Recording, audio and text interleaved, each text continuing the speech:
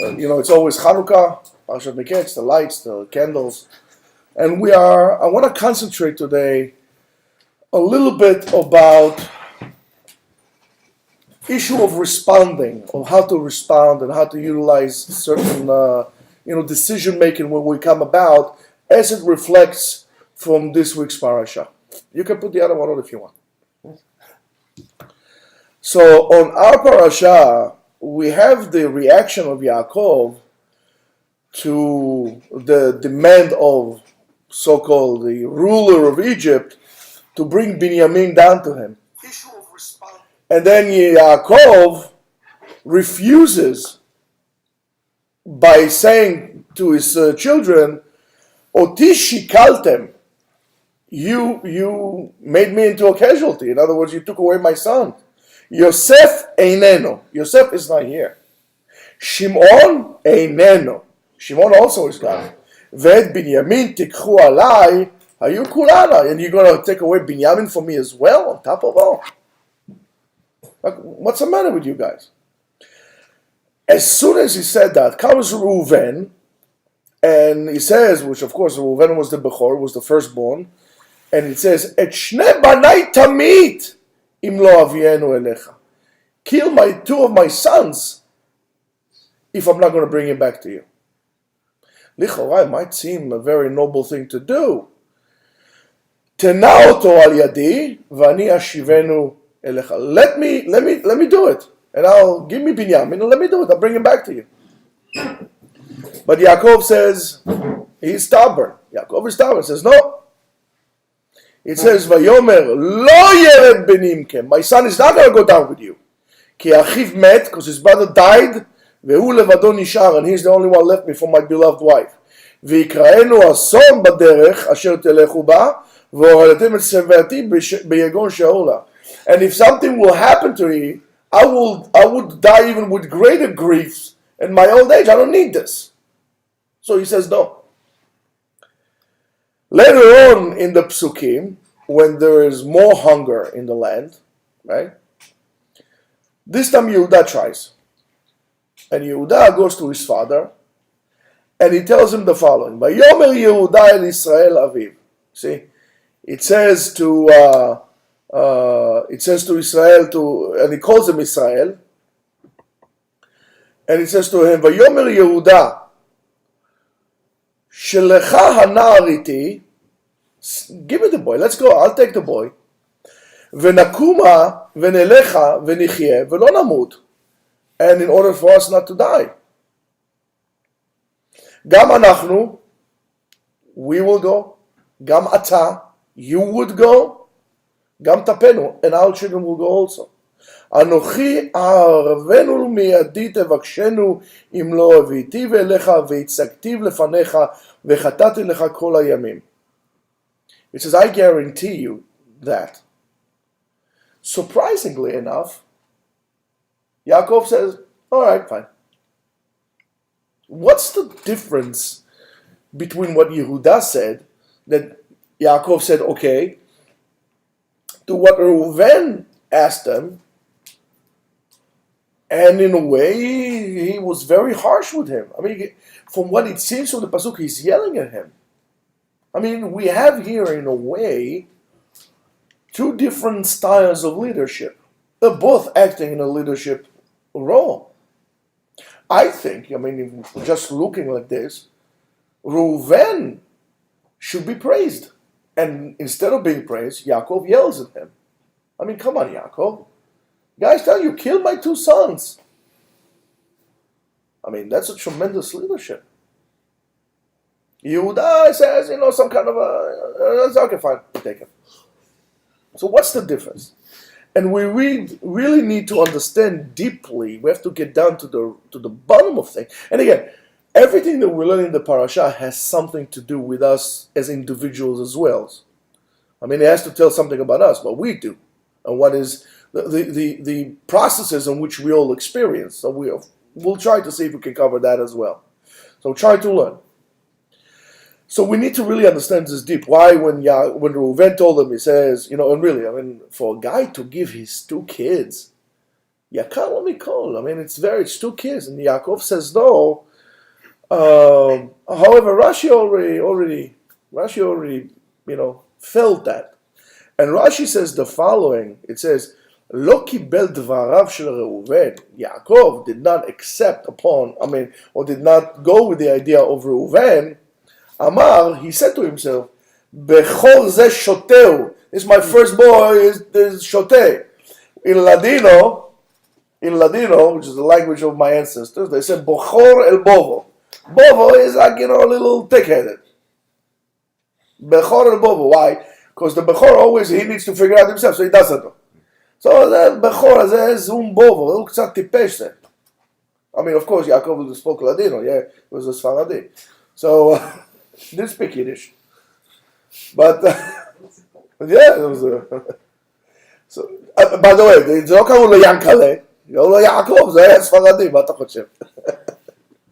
So, I'm sorry. Actually, I'm not, but, whatever. So, he says, Bechol ze shoteu, this guy, my first boy, is like some matter with him. Why? הוא אומר להעמיד בניו, he says to kill his sons. וכי בניו הם לא בניי. What the guy is thinking? Take my 2 sons and kill them. I'm about you out of your mind. I'm going to kill my own grandchildren, but they're my children also. What's wrong with you, Reuven? What are you thinking? But still, we need to look into that. Regardless of what Rashi says, and should I say, especially because of what Rashi says, we need to look to those things differently. Because, again, why does Yaakov trust him about that? Now, for that, I'm going to... You see, it's better if you walk in Queens, not in the city. For that, we need to look 1 second at a similar case, maybe similar, that happened though. So let's take 1 second and frame out. Let's do a Kurosawa movie now, and do frame out. Let's go back now to Yosef and Paro. Paro is really amazed from Yosef.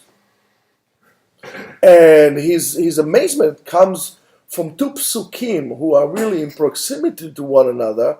However, it seems like they don't really fit, or they don't really match, because they seem like they're contradicting one another. You all know what I'm talking about, right? Yeah, what am I talking about? You don't know. So, okay, fine. So the psukim are like this. Vayomer Paro el avadav. And Paro said to his servants, Hanimtza kaze ish asher ruach Elohim bo? Is there such a man that has such a divine spirit in him? And then we says, Vayomer Paro el Yosef, Achar hodia Elohim otcha et kol zot ein navon v'chacham mincha. After he did that, so it says, I really realized somebody so smart and wise as you. So in the second pasuk, Yosef is being portrayed to us as a wise man. He's, navon, he's clever, he's wise. In the first one, it's being presented to us as a person, as ruach Elokim bo, as a divine person in him. Is there a difference between the two? Why is it like that? So we need to understand that wisdom, right, intellect, is the ability to analyze and to figure things out and then to put things together. It's the intellect that he has. Ruach Elokim indicates on something that comes from outside, and a spirit or an inspiration that came from outside yourself has nothing to do with your wisdom. It has to do with something that was put into you. That ruach that we talked about, it's something that it's above man and his abilities. It comes from Hashem, from Shamayim, from the heavens. Years ago, there was a person, and I actually watched at the time his ceremony. He won a Nobel Prize. His name is Daniel Kahneman. I would recommend you to read his book. And he wrote a fascinating book. Again, I hope you guys would actually read the book. And the name of the book is To Think Fast, To Think Slow. And he points out that a person has two separating formats or patterns of thinking. And each and every one of them works in a different manner and different times based on the challenges that facing the man at that point. He compares the process of thinking, the first one that we have, by, for example, analyzing a facial expression. You know, if the person in front of you, you can tell right away if he's angry at you or he's happy with you, and so on and so forth. And we're able to translate it to a thinking. We're able to analyze it quickly, then adjust ourselves according to that. The process, which is the process of thinking, which is the slower one, is the one in which we solve, for example, a complicated equation in math or chemistry or physics or something like that. And the first process is being used through a system that he calls a system 1, and the second one, he calls it system 2. And he says the following: System 1 operates in an automatic fashion and very quick by putting very little effort, if any at all, without any control, over reasoning over control. It just happens like this quickly. The other system, System 2, you need to pay attention. You need to listen to things. You need to pay attention to things. And it really requires a lot of mental effort to put into that, in terms of being able to choose. Being able to choose in terms of concentration, figure things out. It takes a lot of time, a lot of effort. So if we're going to look using that, if we're going to look at what Yosef did. So it seems that after Paro told Yosef the story of his dreams, which is the dreams of the cows and the dreams of the wheat stalks that they had over there, Yosef responds this way: Vayomer Yosef el Paro, Chalom Paro echadu. It's one dream. Who et asher Elohim oseh, he gives the Paro. Whatever God is going to do, tell you guys, he was being quick, not a problem. Sheva parot tovot, sheva shanim, and so on and so on and so forth, and so on and so forth. And then he says, Hu hadavar asher dibarti el paro, asher Elohim oseh hara et paro. Now he's explained to him. Hine sheva shanim baot, now it's going to be 7 years, and so on. Right? And now he gives Paro an advice. Ve'ata yireh Paro ish chacham, find yourself a wise man, hello, it's me. Find yourself a wise man, and make him a ruler of Mitzrayim, and so on and so on and so forth. And so if we're going to analyze the response of Yosef by using the model that we had right now from Professor Kahneman, it says that if we take the system number 1, he acted quickly. He said right away, he gave him the answer right away. He put very little effort, if at all, in that, and in a way there was no process of thinking or something had to do with willingness. He just said it, right? Or we call it what we call Ruach HaKodesh. I mean, it just came to him, it just came out of his mind. And the response of Paro to that seems to fit that, and it says Hanitza Kazeh Ish Asher Ruach Elohim Bo. Do we find such a person with such a divine spirit in him? Because the answer came right away, on the spot. And the other one is the second reason. So if we're going to apply it like this, now let's go back to less noise, please. If we go back, let's go back to Reuven and Yehuda now. By Reuven, we see the quality of being reckless, being hasty. He's very quick. By the way, as Yaakov Avinu said, when he gives him the bracha, pachaz kemayim al totav.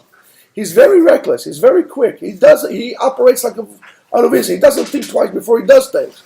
And Chazal will doresh for that in Otzar HaMidrashim. By the way, you could look. It says pachaz kamayim anigarim alsa b'zrizut. he's so quick, like water that you pour, it goes quickly straight on the floor.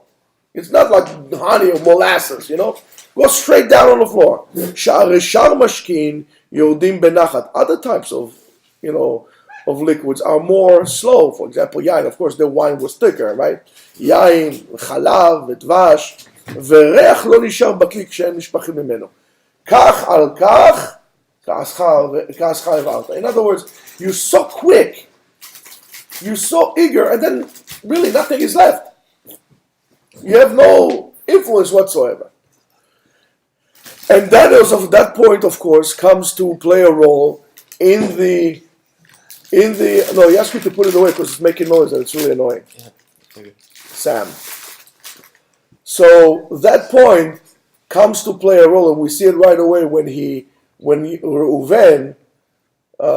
for the people who watch us right away, you have to understand the guys are hungry and there's Chinese food here that somebody donated and they really cannot control themselves. So right now they're operating under mechanism number one. It's not really paying much thought. As you see, this is a biology, psychology class.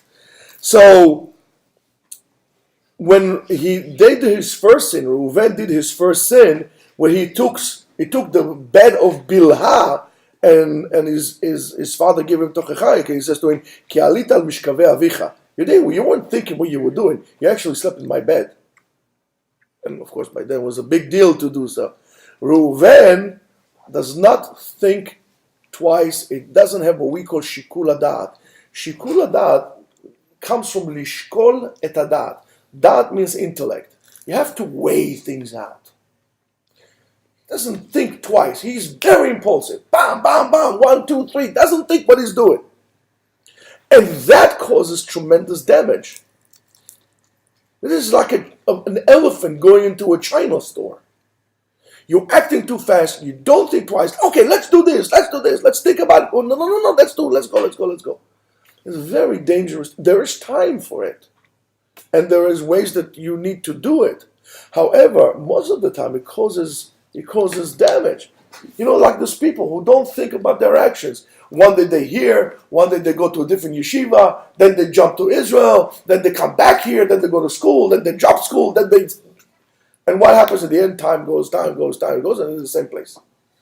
Jumping. No shikul dat, no weighing of the consequences of what's going to happen. Sometimes, of course, it's good.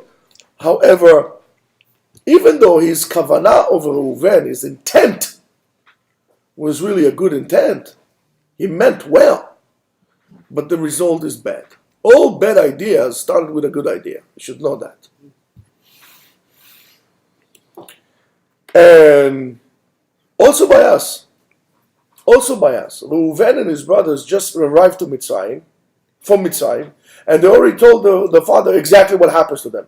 Immediately, Reuven jumps, and he says, without any thinking, kill my 2 sons if I'm not going to bring it to you. Habibi, relax. Don't be. You ate hot peppers or something? Just relax. Right away, without thinking, without nothing. When a person is willing to give everything that is dear to him in such a quick way, that already says, wait a minute, I got to think about this. For example, if somebody comes to you, and you all are such darling guys, you all love to learn Torah, but when somebody comes to you, okay, let's go have something to drink. All right, let's go. You need to ask yourself, 1 second, how was I willing to give up on something that's supposedly so dear for me so quickly? And if you have interaction of people like that, you also need to ask, do I want to have such people around me? That's a catastrophe going to happen. Oh, let's do something crazy. Let's go to the top of the Empire State Building, climb on the antenna, we'll take selfies. Then you find yourself like gliding all the way to New Jersey with the free-for-all, falling on the head of some old lady and then killing yourself with her or whatever. It's terrible. And there are people like that. They don't think much. Again, sometimes it's good. Most of the time it is not. If you're going to apply the fight or flight kind of thing, okay, I hear you. But sometimes you need to do it. You don't come to a place of a danger. You say, 1 second, I see a big wave coming. Is this a tsunami? Or Efshar, it's not. Is this, you're gonna, let me see. Let me call my rabbi. Habibi, run! We're not talking about this. Most of the time, our actions or decisions that we have to make in life are not this life and that decision. In a case like this, right away, you're going to apply it. And that's what we need, both of them. Reuven does not have it. And maybe I'll be able to show you the difference between Yosef and why for Yosef it worked and why for Reuven it didn't work, and we needed Yehuda for that. And a person that somebody senses like this, most likely is a very irresponsible person, usually a very irresponsible person that doesn't really weigh in the meaning of his words or what exactly is going to happen. He just does not think. And for that, the Midrash says, Bamidbar Rabbah says, Verashi also says on this pasuk on Mishlei, Nachala mevahelet barishona ve'acharita lo tevorach. Nachala mevahelet barishona, that a person is very quick to take something very quickly. Yalla, let's go. Let's not do it. For example, Bnei Gad u'Bnei Reuven. Right? Again, Gad and Reuven. What happened for them? They saw right away the places there. I said, okay, we forget it. We like this. Let's not think about it. Let's stay here. And what did they say right away? Because right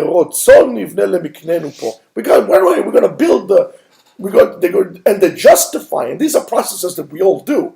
They're justifying why they're not going to go to the promise. I mean, for crying out loud. For 400 years you were in Egypt. You were a bunch of slaves. For 40 years you and your children are walking in the desert. Now you're at the gates of the promised land and you don't want to come in. I mean, what is wrong with you? Why? Because you're so hasty to make a quick dollar? And you know what happened to them? They got lost. So how did they justify it? Again, we do the same thing. How did they justify it? It's very simple.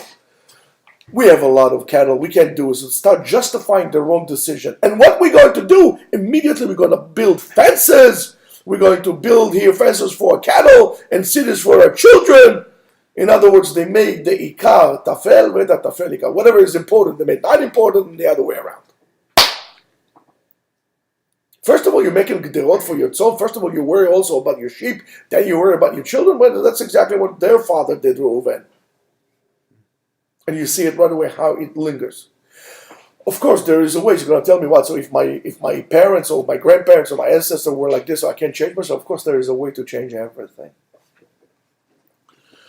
And so you see this being very scared and very dramatic. Is something that Bnei Reuven have. Not like, okay, nachshov. And of course, as you know, as they say, timing is everything, right? So if you take a Reuven and now you take Yehuda, what happened from Yehuda? Yehuda, the Melucha, the kings came. King David and so on and so forth, Mashiach. Yehuda is smart. He waits a little bit. If he's going to say it right away, he says he's not going to hear him. They were just gone. They don't know and all of a sudden they start telling him what happened. Telling Yuka what happened. They know, right? He knows that whatever they'll say, he's not going to listen. So he waits a little bit. Takes his time. He waits a little bit. And then it says, when there is a lot of ra'av ba'aretz, the hunger is already like really kicking in. And how do we know it? Not only that there's no food in the land, they already finished what they brought from Egypt.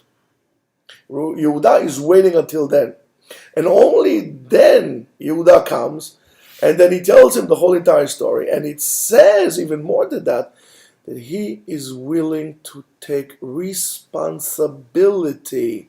Rabotai, the word responsibility is not, as you could say, I'm not such a big speller, but even I know that responsibility is not a four-letter word. For whatever reason, we are all afraid of it. We're all petrified out of responsibility. If you want to be a leader, you have to be, first of all, responsible.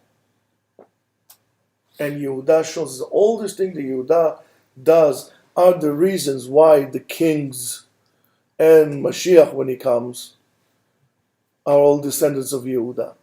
Maaseh Avot Siman Lebanim. So then he says, he takes responsibility without any kind of promises that is evident to all that he's not going to be able to keep. Right? He says, I'm taking responsibility for that.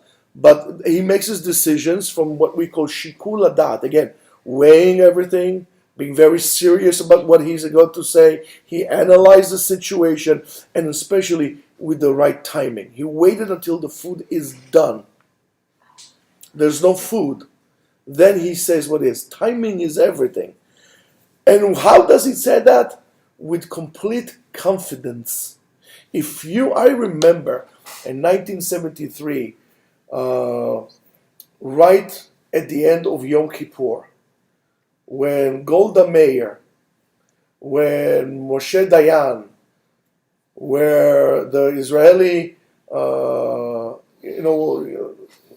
whatever it is, the prime ministers, whoever they were, came on TV and they were giving us what's going to happen. I mean, what happened now that there was a war with Egypt and Syria and so on and so forth. They're trying to give us an image of security, but they look dead. They look like they're in panic. The only one who said that, of course, was David Eliezer, which was a Bulgarian Jew. It was the chief of staff, and he says, we're going to break their bones. Of course, later on, after Israel won the war, they made him into the scapegoat of everybody, but that's a different story. That's why they're no leaders, Rabotai. They take responsibility, and he says it, and Yehuda says it out of complete confidence. He has that quiet leadership. Not just people who are demagogues, and they yell and they scream, and they do a lot of hands motions, These are not good leaders. A leader, he says it, he uses words quietly. He is a quiet leader. He shows confidence. He is the rock in which people come around him. Not for the messes, but it's really for something to admire. These are the leaders we need. We don't need demagogues. Even if they're from Vermont and the Jews, we don't need this kind of people to be our leaders. I'm not mentioning any names. Right? I can't. Anyway. So that's why he merited that Yaakov gave him Binyamin to bring him to Egypt.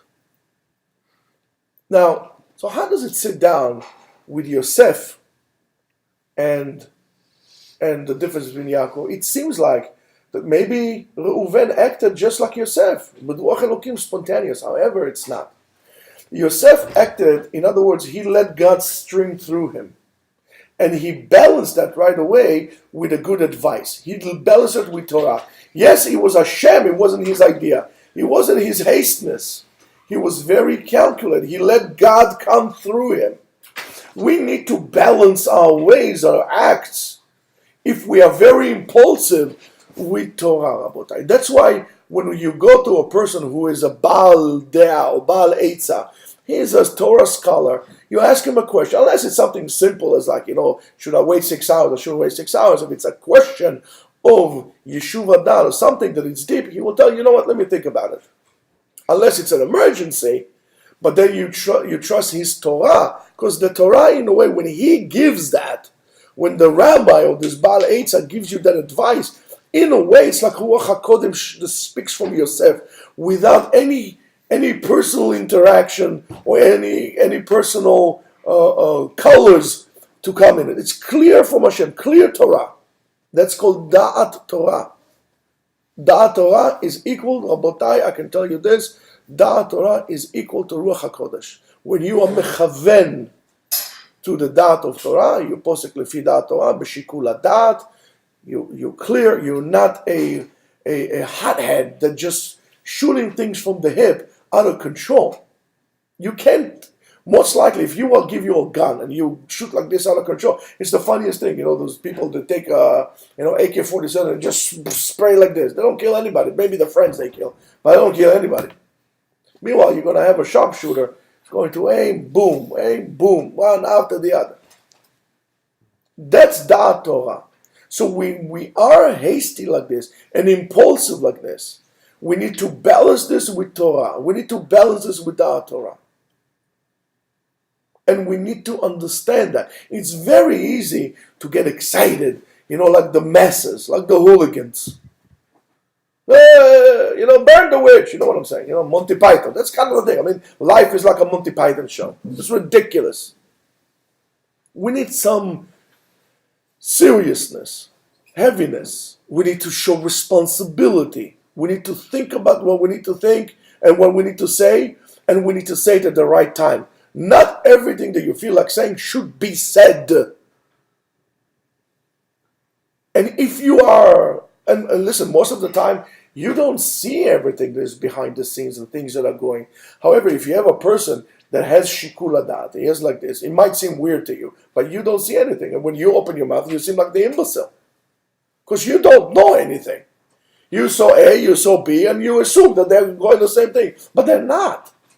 There's a lot of things involved. A person that is shikul hadat and is posek according to Torah, and you don't understand him, the problem is not with him, the problem is with you.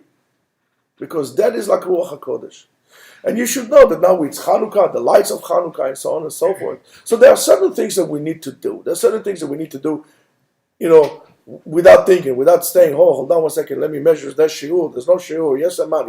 You see an old lady falling on the floor, you say, no, she's really an old lady. Well, let me see, shiur, maybe Chazon Ish here, she didn't really fall, let her fall again, You go help her, right? Or help him, or help anybody. There are certain things. However, when something that needs to be, you need to make a decision. You need to make a business decision. Anybody that will try to push you to make a quick decision, no, make it, you lose it. You say, you know what, it's not for me, I'm stepping down. Because most likely, if you're going to be pushed to that, is that the person who's standing in front of you knows your weakness, knows the fact that you are hot-headed, and you'll handle things, and he will push you and manipulate you to make a mistake. He says, excuse me, you know what? It sounds like a good idea, but I really need to think about it. Well, let me think of it, baby. Let me sleep on it. Yeah. Paradise by the dashboard light. So, let's just think about things. Let's not jump into things. If there is a mitzvah to do, go ahead and do it. Why? Because the Torah tells us, when it comes to a mitzvah, it's a mitzvah you gotta do. Anything else? Rabotai, b'shikul hadat. Learn to slow down. Those are the things that we are looking and we're trying to implant into you when we actually learn Torah. We call it in Bet Medrash language, we call it svarot keres. Like reasoning that you come out of your stomach, like almost a burp. It just comes like this. You're not even thinking about what you're doing. You're just saying things like that. Just think about it. Measure, think, compare, contrast, analyze, be responsible, be respectful. That's called becoming a Ben Torah, not becoming impulsive. You see a nice girl, not right away, okay, let's go get married. You need to see, you need to ask, is her midot, what's a hashkafa? She wants a TV at home, she doesn't want a TV at home, she wants you to learn, she doesn't want you to learn, she wants to learn half a day, full day. You need to analyze all these things. Don't look at looks outside. Look at the real things. Lefi ha'enaim shel Torah, according to the eyes of Torah. Measure things according to the Torah. You're going to calculate your actions according to the Torah. You would not be ever mistaken. You're going to calculate things according to your emotions, your feelings, your this. This is not the Sigmund Freud session now. Laying on the sofa, talk to me about your feelings this is not what we're doing now. This is life. This is real business. For that, you have to pay somebody to listen to your nonsense, right? And that's why psychologists cost so much money, because really nobody wants to listen to your nonsense. So at least for that, you got to pay. Sorry, psychologist. But you know what I'm saying? You need to think about what you're doing and measure it by the measurement, by the scale of the Torah. B'shikul da'at, heavy, realizing, thinking about the consequences. Sometimes, yes, you have to get up, kum ve'aseh, run. But most of the time, you have to sit down and you have to think. The same thing with the Maccabim. Now it's Chanukah. The same thing with the Maccabim. The Maccabim took a certain risk. They took a risk. They took a tremendous responsibility to bring up the people against the Romans, it was unthinkable. They fought like wolves. They weren't even thinking about, I'm sorry, the Romans, I said, the Greeks. They weren't afraid. They were fierce. They fought. Not only with the Greeks, they fought also against the Jews that became Greeks, those who wanted to poison the essence of Am Yisrael with foreign ideas. Until today, Rabotai, until today, we admire the Greek culture, which is so far from us as mamash is east from west. Literally. And the darkness that we bring upon ourselves as a nation is the darkness represents emptiness, vacancy. And that darkness comes because there's no such thing as Jewish values. And Jewish values is not values that you get in Mount Sinai or in hospital, or you get in Jewish values as the Torah has given us. This is the measurement again. So the Maccabim fought, right? And to take the machshava, to go to a war, wasn't an easy thing to do, right? It could chas v'shalom bring to a complete destruction of Am Yisrael. However, they took responsibility, and because they took the responsibility, HaKadosh Baruch Hu helped them. They were willing to do what somebody else was not willing to do, and they took responsibility. For that, they got rewarded. So, and the reward was to actually win that battle, not the war, because the war is still being fought. The historical battle against the Greeks and those who wanted to become Greeks. And so it's for us. So let's all pray, first of all, that we're going to have this understanding why we need to have Torah as our guide. We all have to pray for that. And we all have to pray that if we don't, or while we are acquiring that HaKadosh Baruch Hu will have mercy on us and will send us people to guide us, because we are blind people in terms of that, to guide us, Chachamim and Baalei Etzah, Baalei De'ah, they will guide us in the proper way to go. Of course, it's more important to understand not to waste our lives, right, in nonsense like impulsiveness, like what's his name, like Reuven ibn Reuven. We should also pray